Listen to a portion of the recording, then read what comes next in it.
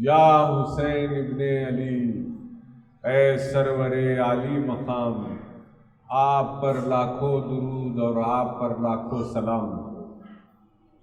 تھی کسوٹی حق و باطل کی زمین کربلا، کھل گیا سارے جہاں پر ہے کہاں کس کا مقام۔ وقت آخر رکھ کے سر سجدے میں ہے سبط نبی، کتنا اونچا کر دیا تو نے شہادت کا مقام۔ اس سے بڑھ کر چاہیے کیا فخر کامل کے لیے، تیرا موروثی فدائی تیرا موروثی غلام۔ پروردگار عالم نے آقا دو جہاں صلی اللہ علیہ وسلم کو سب سے افضل و اعلیٰ نبی بنا کر بھیجا، سب سے افضل و اعلیٰ رسول بنا کر بھیجا۔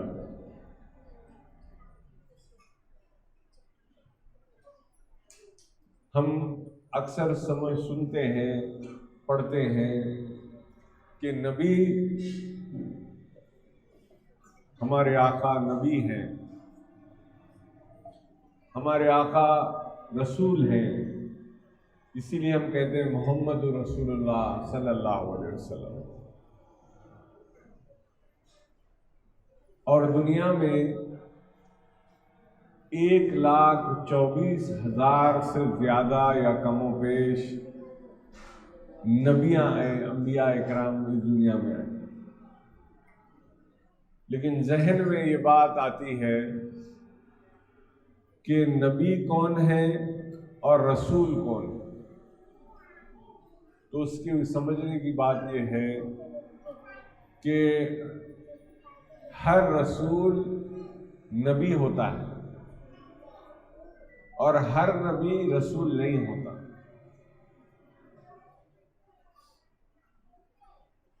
رسول وہ ہے جس کو اللہ سبحانہ و تعالیٰ نے کتاب سے سرفراز فرمایا،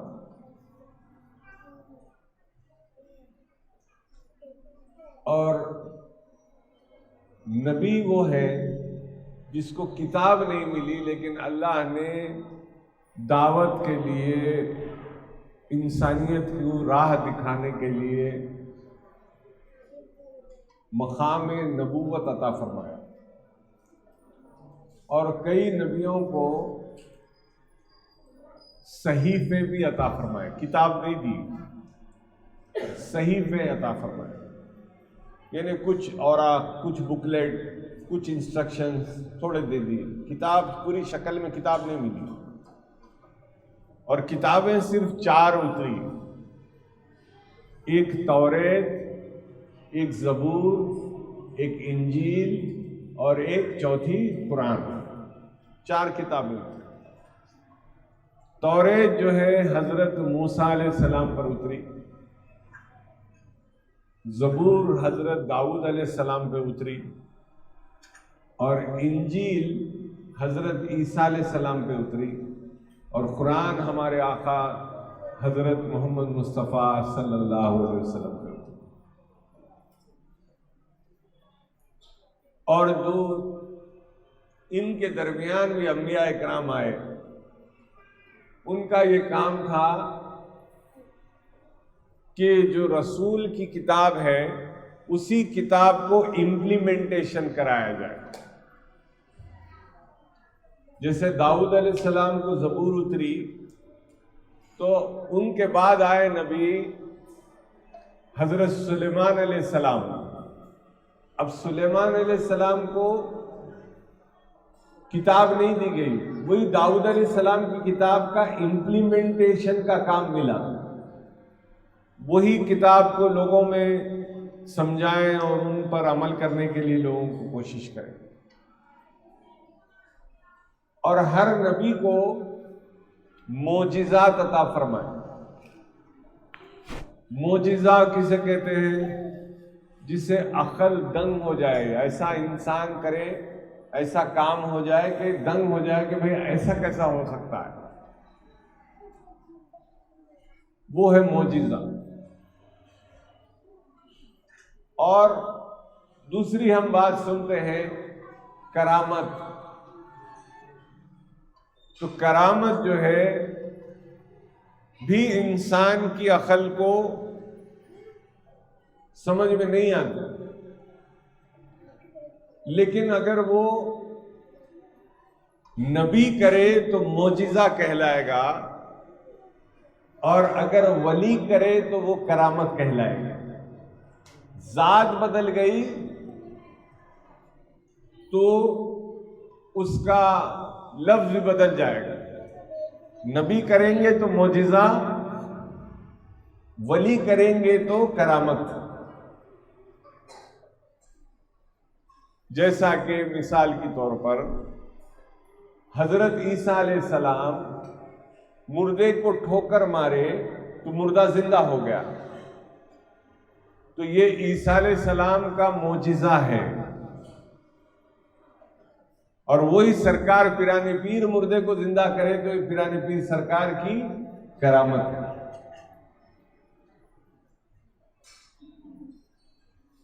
اور ہر نبی کو معجزات عطا فرمائے.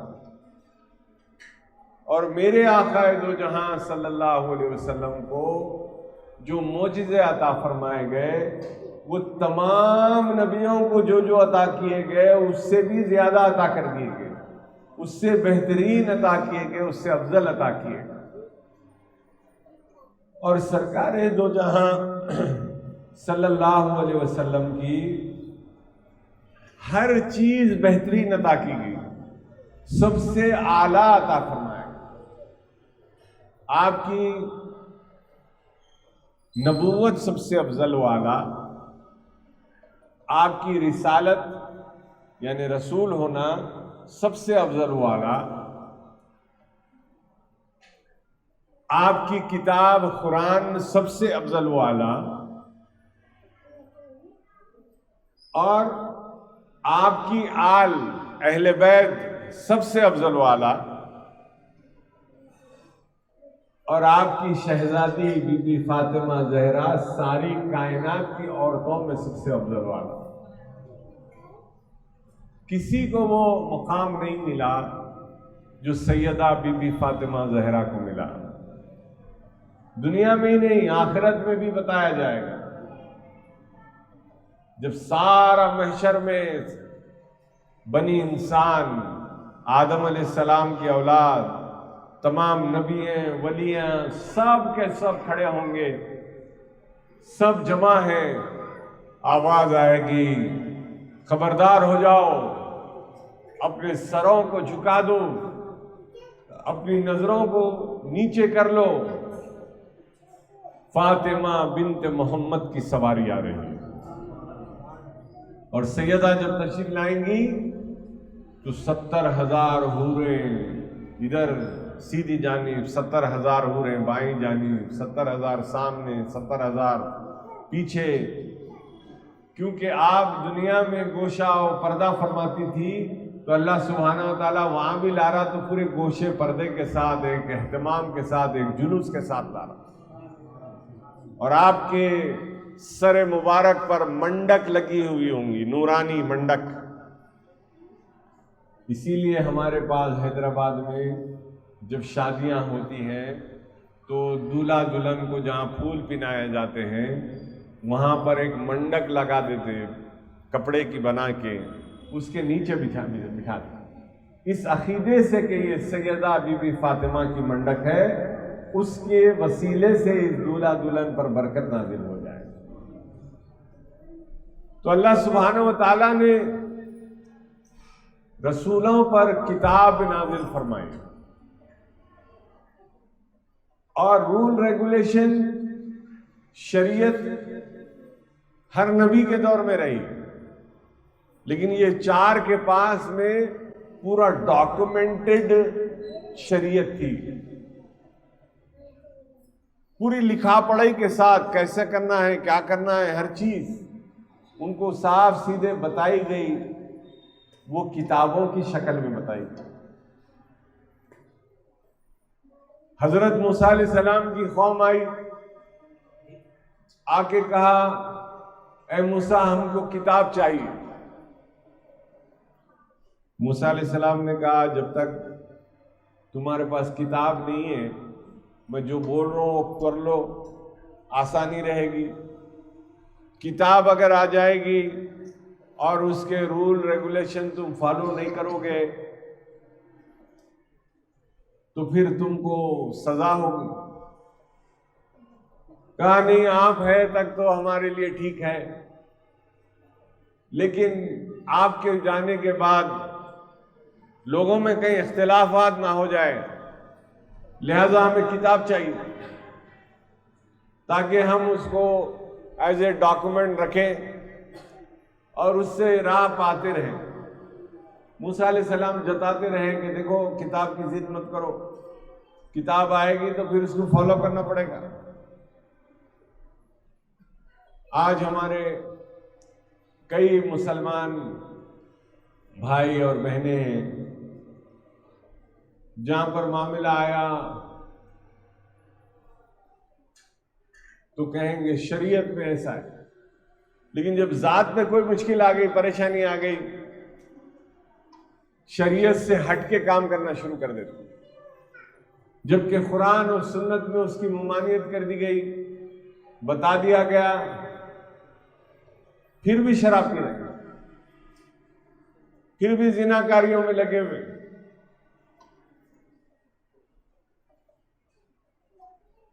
سود کی طرف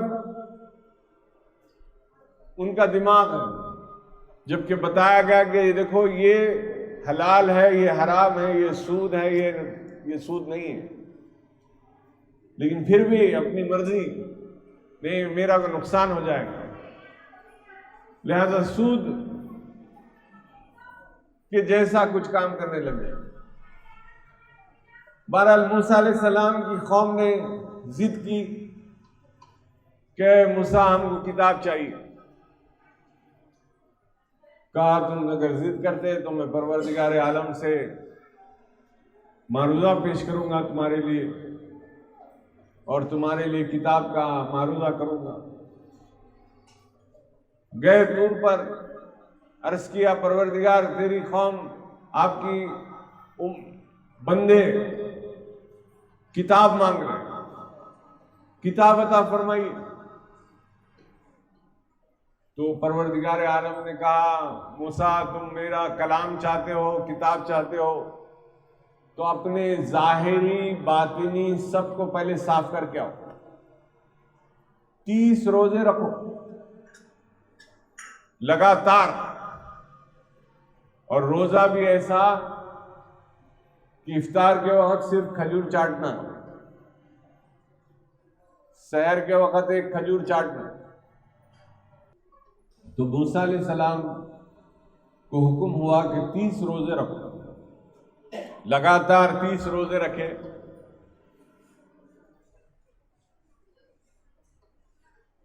اور آپ دیکھتے ہیں کہ آپ کے اطراف و اکناف ہر طرف رحمت کے فرشتے آپ کے قریب نظر آ رہے ہیں۔ موسیٰ علیہ السلام دیکھ کر خوش ہو جاتے ہیں، اور پھر 30 روزے جب رکھے لگاتار تو منہ میں سے بو آنے لگے۔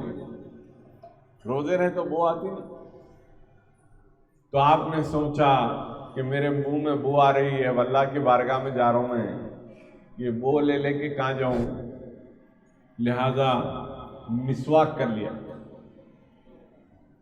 وہ بو چلے گئی۔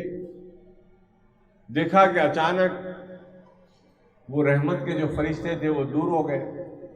اللہ سے عرض کیا پروردگار یہ کیا ہو گیا، یہ رحمت کے فرشتے کہاں چلے گئے؟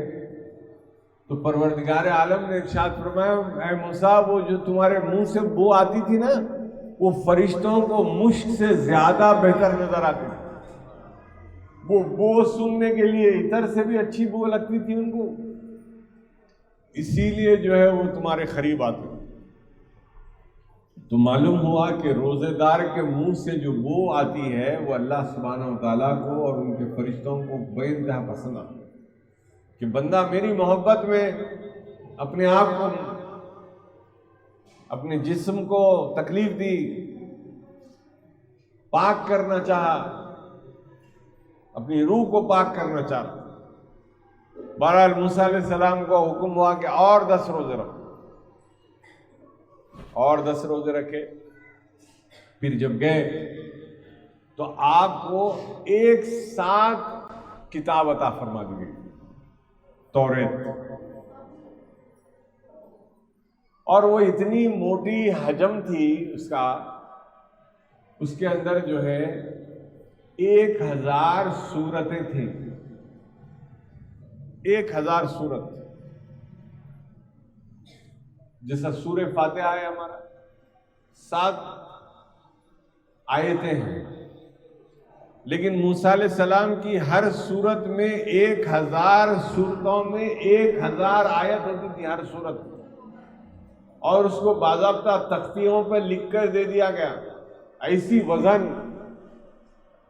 وہ پہاڑ سے اٹھا کر لے کے علامہ ریڈی میڈ بنا کے دے دیے پورا، اور اس کو کوئی اٹھا نہیں سکتا تھا، صرف 2 ہی لوگ اس کو اٹھا سکتے تھے، ایک موسیٰ علیہ السلام اور دوسرے ان کے بھائی ہارون علیہ السلام، ان کے علاوہ کوئی اٹھا نہیں سکتا تھا، وہ اتنی حجم، اتنی موٹی اور اتنی وزن تھی وہ۔ یہ لوگ اللہ کے نبی تھے، ان میں وہ اللہ سبحانہ و تعالیٰ نے صلاحیت دی تھی، یہ اٹھا سکتے تھے، اور اس کتاب کے 2 ہی حافظ تھے، ایک موسیٰ علیہ السلام اور ایک ہارون علیہ السلام، لیکن لوگوں نے کتاب پر عمل کرنا چھوڑ دیا۔ اب آج بھی بازار میں آپ جائیں گے، توریت بولیے آپ کو مل جائے گی، بالکل چھوٹی سی کتاب،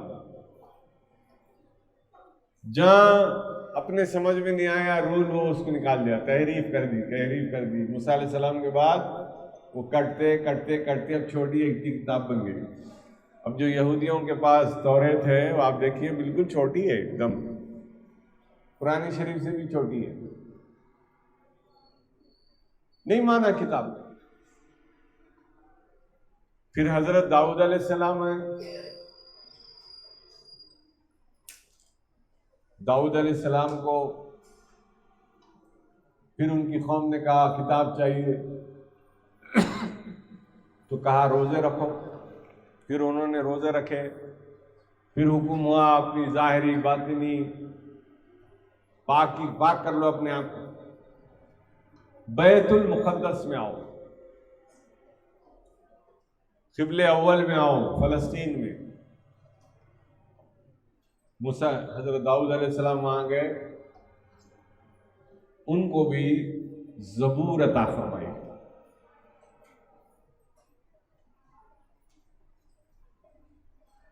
حضرت عیسیٰ علیہ السلام کی قوم نے کہا کتاب چاہیے، تو اللہ سبحانہ و تعالیٰ نے ان کو حکم دیا روزے رکھو، وہ بھی روزے رکھے، اور ان کو یروشلم آنے کے لیے حکم ہوا، جہاں ان کی پیدائش ہوئی وہاں پر آنے کا حکم ہوا، وہ وہاں گئے، وہاں پر ان کو کتاب عطا فرمائی گئی،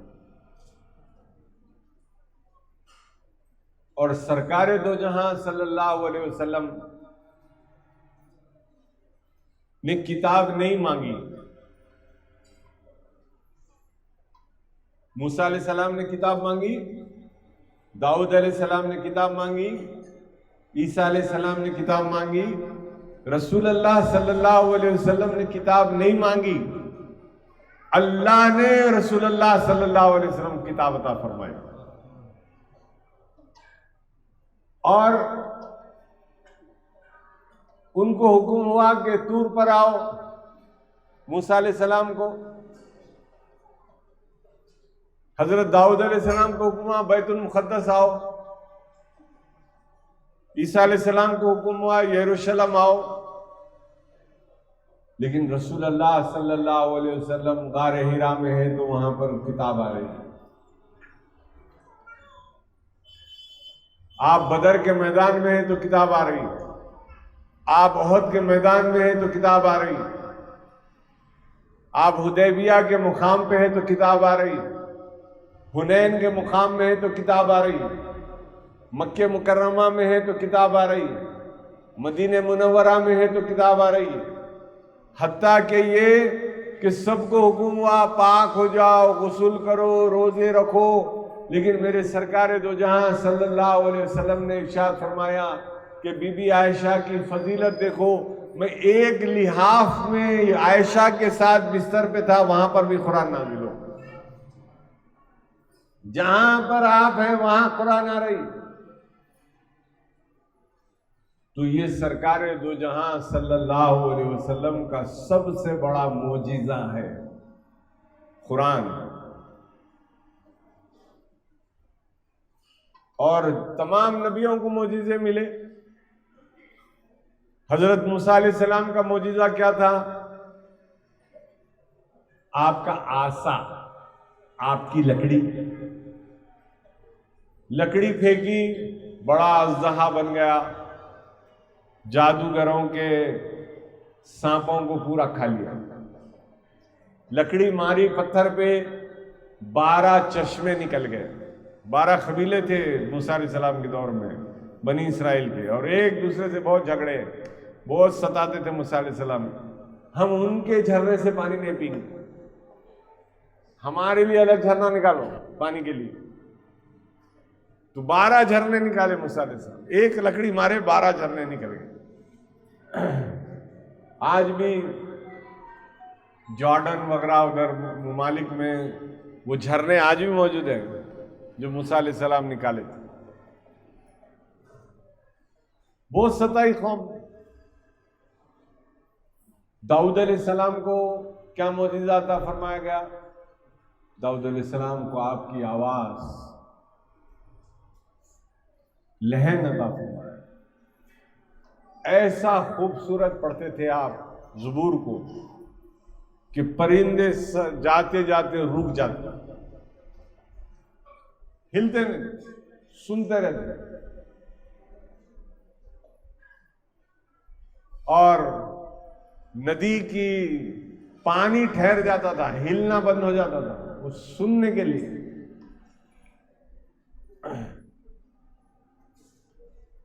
فرشتے ملائک سنا کرتے تھے ان کی آواز کو، اتنی خوبصورت لہن میں آپ پڑھا کرتے۔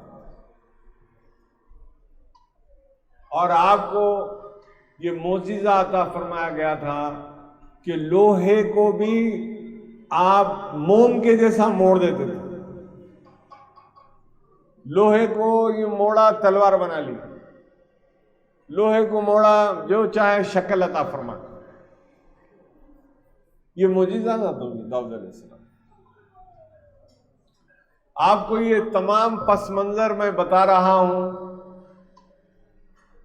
تاکہ آپ کو آگے جا کے سمجھ میں آئے کہ میں کیوں بول رہا ہوں۔ آنے والے وعظوں میں یہ آپ کو سمجھنا ضروری ہے کہ امام حسین علیہ السلام کی شہادت کی عظمت کیا ہے، اور یہ خانوادہ رسول صلی اللہ علیہ وسلم کی شان کا، آپ کو آگے سمجھ میں آئے گا۔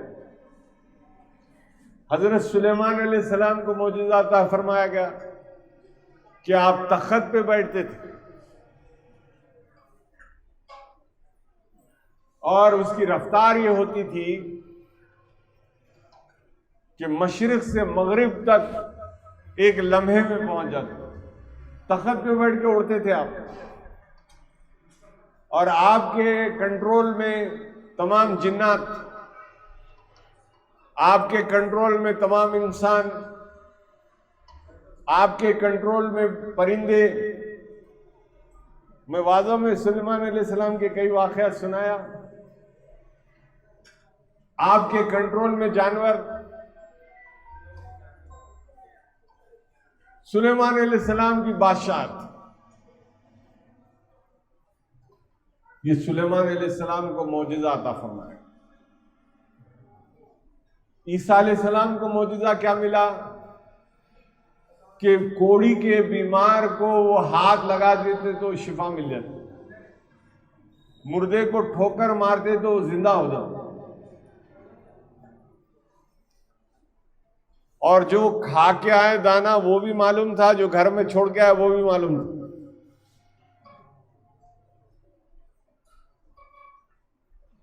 اور رسول اللہ صلی اللہ علیہ وسلم کو جو معجزات ملے وہ سب سے افضل و اعلیٰ ملے. سرکار دو جہاں صلی اللہ علیہ وسلم کو چاند کو 2 ٹکڑے کر کے بتا دیا. سرکار دو جہاں صلی اللہ علیہ وسلم کے حکم سے جا کر صحابی رسول نے آواز دی تو مردے زندہ ہو کے آ گئے.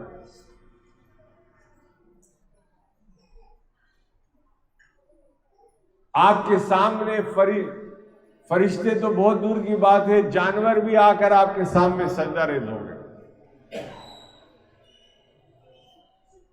آپ کا پیر جہاں پڑا وہ موم کے جیسا نشان بن گیا، پتھر پہ بھی. آج کئی جگہ پہ آثار مبارک میں آپ دیکھتے ہوں گے حضور اکرم صلی اللہ علیہ وسلم کے ختم مبارک. اپنے حیدرآباد میں بھی ایک جگہ ہے ختم رسول، سرکار کے پیر کے نشان. تو جس بھی پتھر پہ پیر رکھتے ہیں وہ موم کے جیسا ہو جاتا اور نشان بیٹھ جاتا. اللہ سبحانہ و تعالیٰ نے جس جگہ پہ وہ رکھنا تھا وہ رکھا، جہاں پر سے مٹانا تھا مٹا دیا. خوش نصیبوں کو وہ نشان مل گئے، بد نصیبوں کو کچھ بھی نہیں ملا. جو قدر کرنے والے ہیں آج بھی کر رہے ہیں، جو اس کا لحاظ کرنے والے آج بھی کر رہے ہیں. بہرحال معجزات میں میرے آقا دو جہاں صلی اللہ علیہ وسلم کو سب سے زیادہ ملے، اور آپ کے جو اہل بیت ہے، ایسی اہل بیت کسی نبی کسی رسول کو نہیں ملی جو رسول اللہ صلی اللہ علیہ وسلم سب سے افضل و اعلیٰ.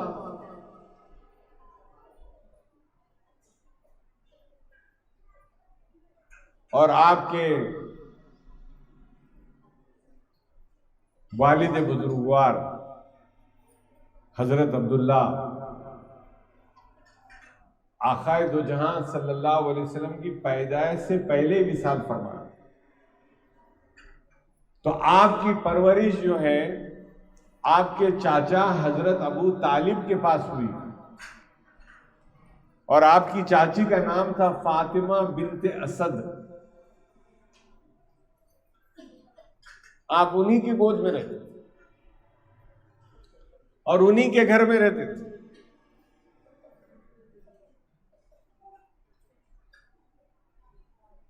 اور حضور اکرم صلی اللہ علیہ وسلم نے اعلان نبوت 40 سال کے بعد کیا، اپنی عمر کی 40 سال کے بعد کیا. اب یہ جو غیر عقیدہ والے ہیں، جو بگڑے ہوئے لوگ، اللہ بولتے حضور کو 40 سال میں نبوت ملی. نہیں، 40 سال میں نہیں ملی، نبی تو پہلے سے تھے، اعلان کیا 40 سال کی عمر میں.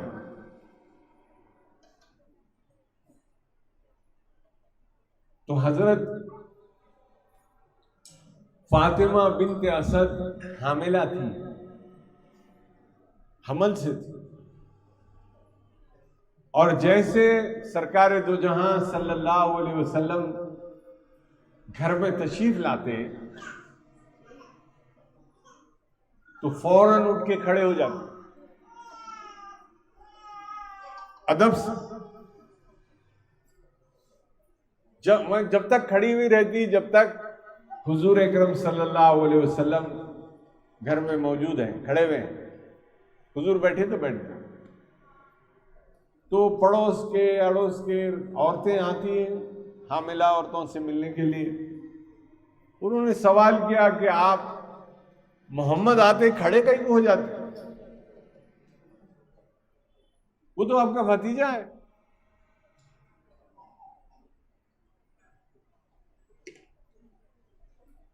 تو ارشاد فرمایا کہ میں اپنی مرضی سے نہیں کھڑے رہتی ہوں، میرے پیٹ میں جو بچہ ہے نا وہ اتنا بے چین کرتا ہے مجھے کہ جب تک میں کھڑے نہ رہوں میرے کو سکون نہیں آتا.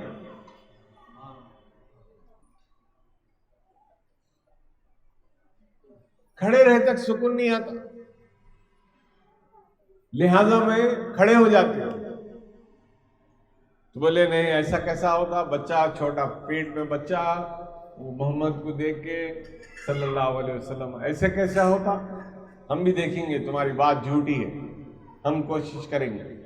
بولے کیا کریں گے؟ بولے وہ چھوڑ دو ہم پہ، ہم دیکھیں گے، ہم بتائیں گے تم کو۔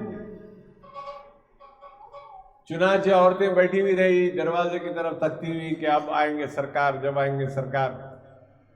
ابھی تک نبوت کا اعلان نہیں ہوا، کسی کو معلوم نہیں ہے کہ حضور نبی ہیں۔ عورتیں بیٹھی ہوئی، 6 عورتیں بیٹھ گئیں گھر میں آ کر۔ جیسے حضور اکرم صلی اللہ علیہ وسلم تشریف لائے، ایک عورت ایک ہاتھ پکڑ لی، ایک عورت ایک ہاتھ پکڑ لی، ایک سر پہ ہاتھ پکڑ لی، ایک دو گردن کے پاس مونڈوں کے پاس دبانا شروع کیا۔ حضور اندر آگے کھڑے ہوئے اور حضرت فاطمہ بنت اسد کھڑی ہو گئی اور ساری عورتیں ایسا گری، دور دور جا کے گر گئی۔ جب حضور گئے تو فاطمہ بنت اسد سے وہ ان کی سہیلیوں نے کہا کہ بھائی ایک ایسا لگتا تھا کہ جیسا کوئی غیب کی کوئی طاقت ہے ہم کو دور اکھاڑ کے پھینک رہی، اتنی قوت طاقت ہم نے کبھی دیکھی بھی نہیں، سوچی بھی نہیں، ہم کو اچھاڑ کے پھینک دیا، دور دور پھینک دیا۔ جب حضرت علی کی ولادت ہوئی، بعد میں آپ نے کہا اماں جان جب حضور آتے تھے تو آپ کھڑے ہو جاتے تھے؟ بولے ہاں میرے پیٹ میں کچھ ایسا تکلیف ہوتی تھی، کہا میں ہی تھا وہ آپ کی ایک رگ کو دباتا تھا تاکہ آپ کھڑے ہو جائیں۔ یہ ادب پیٹ میں رہے جب سے حضرت علی کا ادب، یہ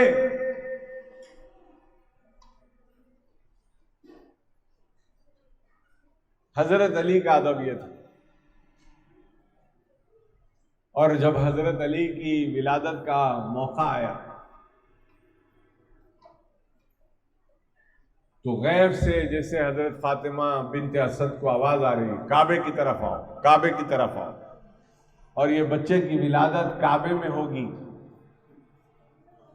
لاک لگا ہوا رہتا تھا، ابھی بھی رہتا لگا ہوا، دروازہ کھل گیا، حضرت بی بی فاطمہ بنت اسد اندر گئی اور وہاں حضرت علی پیدا ہوئے۔ لیکن جب آپ پیدا ہوئے تو نہ چیخ مارے، نہ روئے، نہ حرکت کی، بالکل جسم پیٹ میں یہ عالم ہے کہ 6 عورتوں کو پچھاڑ دیا جا رہا ہے، لیکن پیدا ظاہراً ایسے ہوئے، پتلے پتلے ہاتھ، پتلے پتلے پاؤں، جیسے ہمارے پاس بولتے ہیں نا بچہ ہیلتھی ہے مطلب موٹا تازہ پیدا ہونا، ان حضرت علی ویسے پیدا نہیں ہوئے، دبلے پتلے، بالکل دکھنے میں نہیں، کمزور نظر آئے بظاہر۔ اور آپ کی شباب میں بھی آپ کا قد تھوڑا کم تھا، دبلے پتلے تھے، جب جوانی میں بھی دبلے پتلے تھے، لیکن طاقت کا یہ عالم تھا کہ خیبر کے دروازے کو 2 انگلیوں سے مارا تو دروازہ اکھڑ گیا، وہ طاقت تھی مولا میں۔ تو بہرحال آپ پیدا ہو گئے،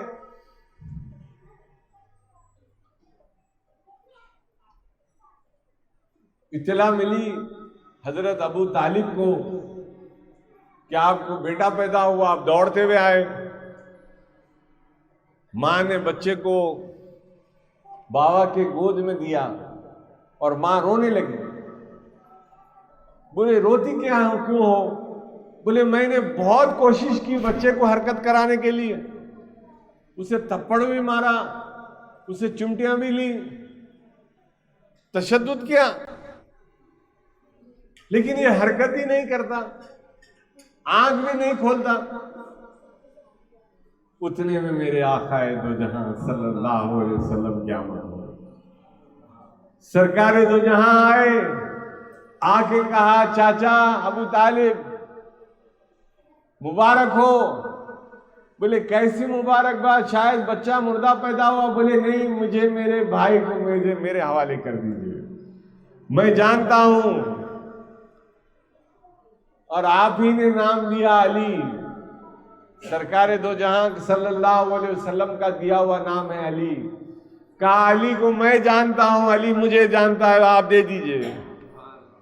جیسے گود میں لیا، حضرت علی نے آنکھیں کھولی، حرکت آئی اور حضور اکرم صلی اللہ علیہ وسلم کا دیدار کر دیا۔ خدا کے گھر میں آ کر بھی خدا کا گھر نہیں دیکھا، میرے مولا نے جب تک روح پیغمبر نہیں دیکھا۔ اللہ کے گھر میں آ کے بھی اللہ کے گھر کو نہیں دیکھا جب تک رسول اللہ کی صورت کو نہیں دیکھا۔ یہ ہے میرے مولا علی۔ اور مولا مشکل کشا کو جیسے حضور اکرم صلی اللہ علیہ وسلم نے گود میں لیا، اپنا لعاب دہن آپ کو چٹایا۔ آج کے آپ بچہ پیدا اپنا تھوک لگا، ڈاکٹر کیا بولتا دیکھو۔ آج کل تو گٹی بھی نکو کھلاؤ بول رہے ہیں، شہد کھجور چٹاتے تھے، ڈاکٹر بولے نہیں نکو، جراثیم آ جاتے ہیں، بیکٹیریا، انفیکشن ہو جاتا، نہیں کرنا، ڈاکٹر منع کر رہے ہیں۔ لیکن وہ سرکار دو جہاں کا لعاب دہن تھا، جیسے گود میں لیا، کہا بتاؤ علی توریت پڑھو۔ حضرت علی نے توریت کی تلاوت شروع کر دی۔ بولے رکو، اب زبور پڑھو۔ زبور کی تلاوت شروع کر دی۔ پڑھو انجیل پڑھو۔ حضرت علی نے انجیل کی تلاوت شروع کر دی۔ اور سب سے پہلے جب رسول اللہ صلی اللہ علیہ وسلم کی آغوش میں حضرت علی نے آنکھ کھولی تو کہا السلام علیکہ یا ایھا النبی صلی اللہ علیہ وسلم۔ ابھی نبوت کا اعلان بھی نہیں ہوا تھا، لیکن علی جانتے تھے کہ اللہ کے نبی ہیں۔ پہلی چیز جو زبان سے نکلی وہ تھی السلام علیکہ یا ایھا النبی۔ حضور نے جواب دیا وعلیکم السلام یا علی۔ کہا توریت پڑھو، اپنا لعاب لگا دیا تھا تو اس کی تاثیر دیکھیے، توریت پڑھ دیا، زبور پڑھ دیا، انجیل پڑھ دیا۔ کہا رکو، اب قرآن کی تلاوت کرو۔ قرآن کی تلاوت ہونا شروع ہو گئی۔ ابھی قرآن نازل بھی نہیں ہوا، قرآن کی تلاوت کر دی۔ رسول اللہ صلی اللہ علیہ وسلم نے روکا، کہا علی تم نے توریت، زبور، انجیل، قرآن کو ایسے پڑھا جیسا اس کا پڑھنے کا حق تھا، ویسا پڑھا۔ اب اعتراض کرنے والے کر سکتے کہ بھئی قرآن تو نازل ہی نہیں ہوئی تھی، علی قرآن کیسا پڑھے؟ تو قرآن جو ہے اللہ کی صفت میں سے ایک ہے، پروردگار عالم کی ایک صفت ہے قرآن، اور یہ لوح محفوظ میں لکھی ہوئی تھی، پہلے سے قرآن لکھی ہوئی تھی، اسی لیے تو آیا نا قرآن شریف میں آیت آئی انا انزلناہ فی لیلۃ القدر، ہم نے قرآن کو اتارا لیلۃ القدر میں۔ تم کیا جانتے ہیں لیلۃ القدر کو؟ ہم اتارے۔ کہاں سے اتارے؟ لوح محفوظ سے پہلے آسمان پہ اتارے، تو اسی لیے وہ رات لیلۃ القدر ہو گئی، اور اس کی افضلیت یہ ہوئی لیلۃ القدر خیر من الف شہر، 1000 مہینوں سے افضل یہ رات ہے۔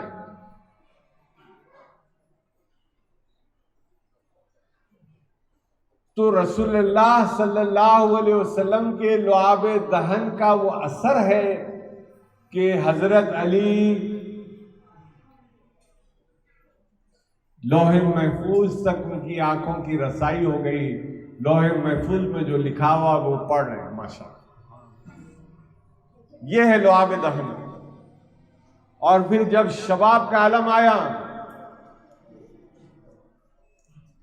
جب جوانی کا عالم آیا، تو حضرت علی ارشاد فرماتے ہیں کہ میں گھوڑے کے اوپر جب بیٹھتا ہوں تو ایک پیر جب ڈالتا ہوں، دوسرا پیر ڈال کے گھوڑے پہ بیٹھے تک بسم اللہ الرحمن الرحیم سے ورناس تک پڑھ دیتا ہوں. پوری قرآن میری ہو جاتی خالی ایک پیر سے دوسرے پیر پہ ڈالنے تک.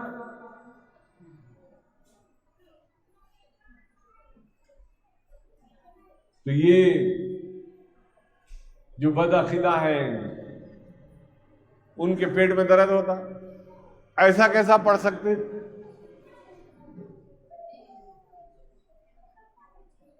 ایسا کیسے پڑھ سکتے؟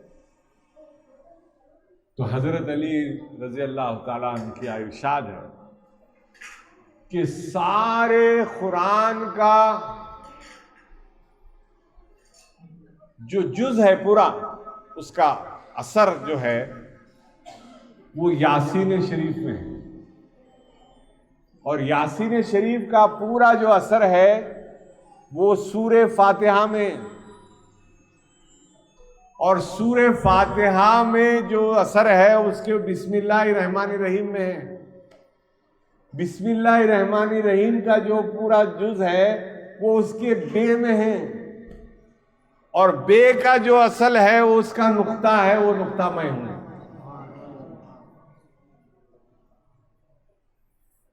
تو حضرت علی فرماتے ہیں کہ میں ایک پیر جب اپنے گھوڑے پہ ڈالتا ہوں، دوسرا ڈالتا ہوں تو میرا قرآن پورا ہو جاتا. لیکن یہ بخاری شریف کو تو انکار نہیں کر سکتے نا.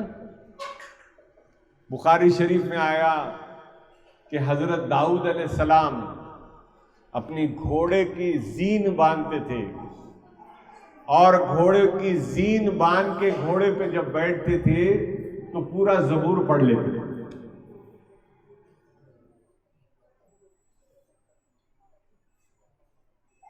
تو جو نبی کرے وہ کیا ہے؟ معجزہ ہے. جو ولی کرے وہ کیا ہے؟ کرامت ہے. تو جب حضرت داؤد علیہ السلام پوری زبور پڑھ سکتے ہیں تو جس کے پاس میں سرکار دو جہاں صلی اللہ علیہ وسلم افضل الانبیاء افضل الرسول کا لعاب دہن جس کا پہلی گٹھی پڑی، اس کے علم کا عالم یہ ہے کہ آپ ایک پیر اپنا گھوڑے پہ ڈالے، دوسرا ڈالے تک پورا قرآن پورا کر سکتے. حضرت داؤد علیہ السلام پہ اعتراض کر سکتے؟ نہیں کر سکتے. تو حضرت علی پہ بھی نہیں کر سکتے. وہ علم ہے. اتنی دیر میں کیسا کر سکتے؟ وہ بھی قرآن میں آیا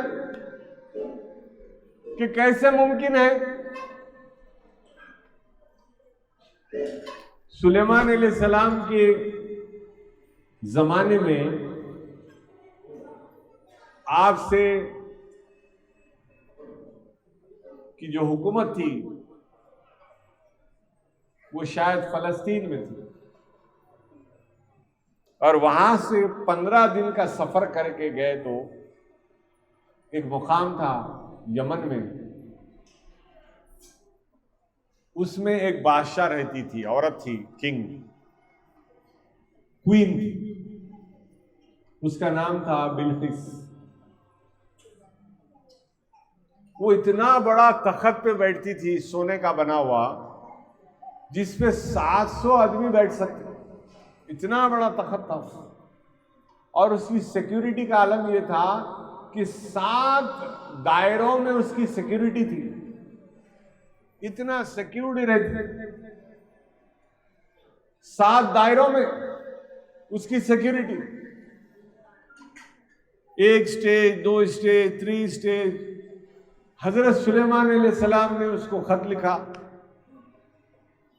کہ تم دعوت میری قبول کرو، اسلام کے دائرے میں آ جاؤ.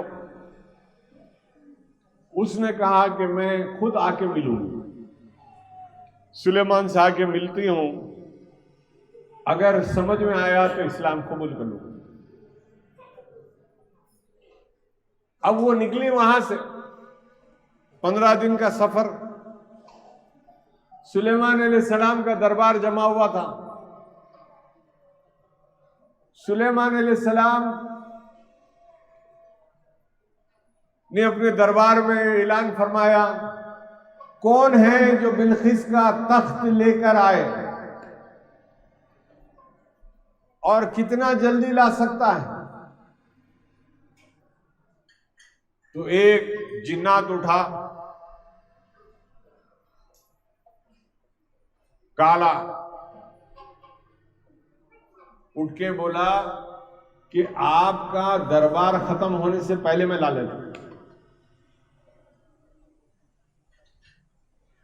یعنی تقریباً 3.5 گھنٹے میں لا لیتا ہوں۔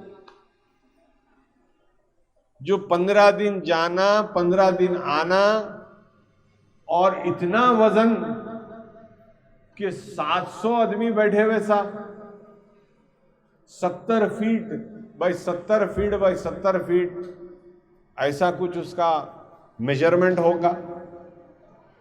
700 آدمی بیٹھ سکتے بولے تو کتنا بڑا تھا، اور سونے کا اتنا اونچا۔ انہیں بول رہا 3.5 گھنٹے میں لا لیتا ہوں۔ بولے نہیں، مجھے اور جلدی،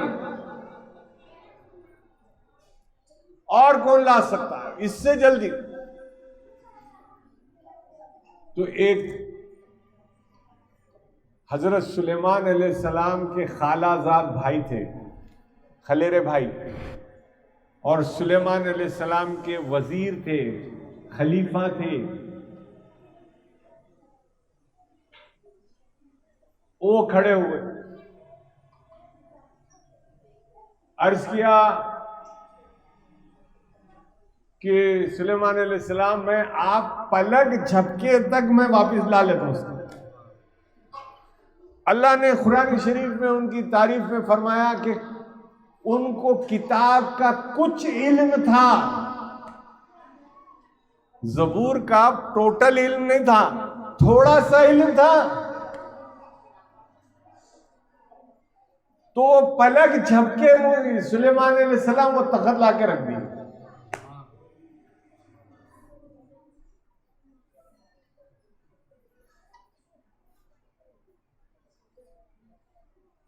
تو جب سلیمان علیہ السلام کے خلیفہ خلیرے بھائی جب 30 دن کے سفر کو پلک جھپکے تک لا سکتے ہیں، تو رسول اللہ صلی اللہ علیہ وسلم کے چچیرے بھائی، داماد رسول، حسن اور حسین کے بابا جان، بی بی فاطمہ زہرا کے تاج،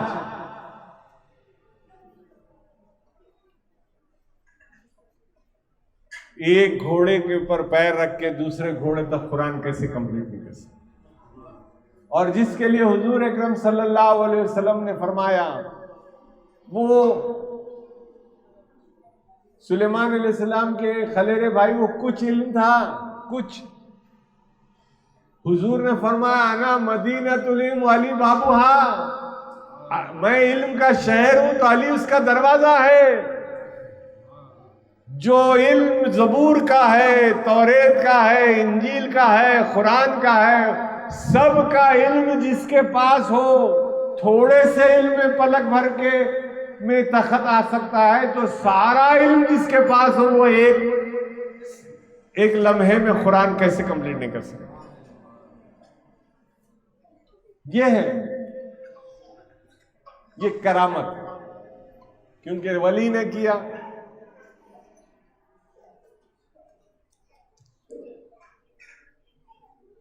اور یہ خاندان کے قربان جائیں، اہل بیت اطہار کے قربان جائیں۔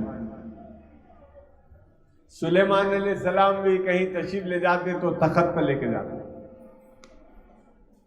اور ہمارے خواجہ محبوب اللہ سرکار کی سیرت میں لکھا ہوا ہے کہ جب محبوب اللہ سرکار کی عمر مبارک 8-9 سال کی تھی، مدینہ منورہ میں آپ تشریف فرما تھے، مدینہ شریف میں، اور اپنی چھت پہ بیٹھ کے گنبد خضرا کا نظارہ کر رہے تھے، وظیفے پڑھ رہے تھے، اچانک آپ پر سے کشف کھلا اور جناتیں نظر آئی، ڈراؤنی صورتیں نظر آئی، تو آپ کی کم عمری میں بظاہر کچھ خوف آیا کہ یہ کیسی عجیب وضع کی صورتیں نظر آ گئی، تو اسی وقت سرکار پیران پیر تخت پہ بیٹھ کر تشریف لے کے آئے، آ کے فرمایا خواجہ میاں گھبراتے کیوں ہو، تم گھور کے دیکھو یا جل کے راکھ ہو جائیں گے۔ سلیمان علیہ السلام تخت پہ گئے تو وہ کیا ہے، ان کا معجزہ ہے۔ سرکار پیران پیر جب تخت پہ آئے تو ان کا کیا ہے، وہ کرامت ہے، وہ ہے میرے علی، شیر خدا کے گھر میں بچہ بچہ شیر ہے، وہی نور ہے جو سرکار پیران پیر تک آیا، وہی مولا علی کا نور، ایک ہی نور، اور ساری دنیا میں سب رشتے برخاست ہو جائیں۔ سرکار دو جہاں صلی اللہ علیہ وسلم نے ارشاد فرمایا کہ بھائی بہن ماں باپ سب رشتے برخاست، دنیا میں آخرت میں نفسا نفسی کا دور رہے گا، کوئی کسی کو پہچانے گا بھی نہیں، لیکن فرمایا میرا رشتہ اور علی کا رشتہ برقرار، دنیا میں بھی علی میرا بھائی ہے اور آخرت میں بھی میرا بھائی ہے۔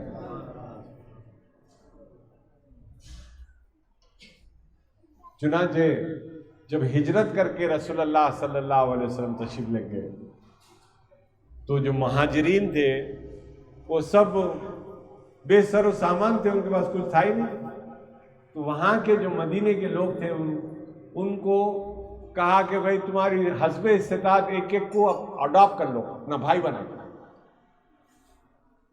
لے لو۔ تو جو پیسے والا تھا ان کو 2 دیے، کوئی اور پیسے والا تھا 4 صحابی دے دیے، کسی کو 1 صحابی دے دیے۔ وہ لوگ ہیلپ کرے، جو مائیگریٹ کر کے آئے، مہاجرین آئے اور جو مدینے میں رہے ان کو بولتے ہیں انصار۔ کیا بولتے ہیں؟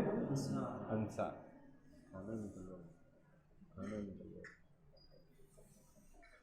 ان کو کیا بولتے ہیں؟ انصار۔ اور جو مائیگریٹ کر کے گئے ان کو کیا بولتے ہیں؟ مہاجرین۔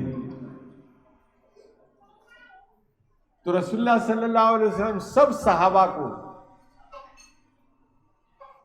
حضرت ابو بکر صدیق کو، حضرت عمر کو، حضرت عثمان غنی کو، حضرت زبیر کو، حضرت طلحہ کو، سب کو بھائیاں دے دی، ان کے بھائی نو، ان کے بھائی نو، سب کا ہو گیا۔ حضرت علی اکیلے کھڑے ہوئے، حضرت علی کو کوئی بھائی نہیں دیا۔ حضرت علی نے عرض کیا یا رسول اللہ آپ مجھ سے کچھ ناراض ہیں؟ بولے جی نہیں، بالکل ناراض نہیں۔ بولے آپ سب کو بھائیاں دے دیے، میرے کو کوئی بھائی نہیں دیے۔ کہا، فرمایا علی دنیا میں بھی تم میرے بھائی ہو، آخرت میں بھی تم میرے بھائی ہو، میں ہوں تمہارا بھائی، تم میرے ساتھ۔ علی کو کسی دوسرے کا مدد کرنا رسول اللہ کو گوارا نہیں، کسی کا احسان، اب جو بھی اڈاپٹ کرا تھا انہیں بیچارہ احسان ہی کر رہا نا، احسان کا بدلہ دیے وہ لوگ۔ مہاجرین جو پیسے انہوں دیے تھے، زمینہ دیے تھے، اللہ نے ایسی برکت دیے، انہوں واپس پلٹا کے ان کو دے دیے، زمینہ بھی واپس کرے، ان کو پیسے بھی واپس کرے، اللہ تعالیٰ ان کو برکت دیے۔ لیکن رسول اللہ صلی اللہ علیہ وسلم کو یہ گوارا نہیں تھا کہ علی پہ بھی کوئی احسان کر دے، علی کا بھی کوئی مددگار بن جائے۔ اسی لیے رسول اللہ صلی اللہ علیہ وسلم نے فرمایا علی تم میرے بھائی، میں اور تم بھائی بھائی، دنیا میں بھی اور آخرت میں بھی۔ جب سب رشتے ختم ہو جائیں گے فرمایا میری آل کا رشتہ مجھ سے نہیں چھوٹے گا۔ جو سید ہوگا وہ میرا رشتہ دار بن کے رہے گا، اگر کوئی سید لڑکی سے شادی کر لے گا تو وہ داماد بن کے میری جنت میں رہے گا، میرا مہمان رہے گا۔ یہ شان ہے اہل بیت اطہار کی، یہ شان ہے مولا مشکل کشا کی. انشاءاللہ تعالی پھر ہم اس بات پہ اور آگے بڑھیں گے، لیکن آج کی اس محفل میں آپ کو سمجھ میں آ گیا ہوگا کہ مولا مشکل کشا کی شان کیا ہے. معجزہ کسے کہتے ہیں، کرامت کسے کہتے ہیں، نبی کسے کہتے ہیں، رسول کسے کہتے ہیں. کانسیپٹ کلیئر ہوا؟ الحمدللہ. بہرحال آج کی اس محفل کا اختتام اس چیز کے ساتھ کہ ہم یہ محرم کے 10 دن تک کوئی شادی، کوئی ولیمہ، کوئی خوشی کی تقریب، کوئی ہیپی نیو ایئر کے میسیجز یا خوشی منانا، چاہے تمہاری برتھ ڈے آ جاؤ یا چاہے تمہاری اینیورسری آ جاؤ، کوئی پھول نہیں پہننا، کوئی کچھ مت کریے. کوئی رول نہیں ہے. شادی کر رہے ہیں، کوئی رول نہیں ہے، لیکن یہ محبت کا تقاضا ہے.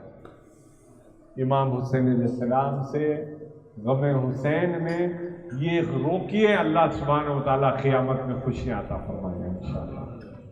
جو ذہن میں رسول اللہ صلی اللہ علیہ وسلم کی محبت ہوگی، ان کی آل سے محبت ہوگی، وہ انشاءاللہ ضرور قیامت کے روز اس کا اجر و ثواب ملنے والا ہے. وآخر دعوانا الحمدللہ رب العالمین. الفاتحہ. اللہ نبی صلی اللہ علیہ وسلم. قادریہ انٹرنیشنل آرگنائزیشن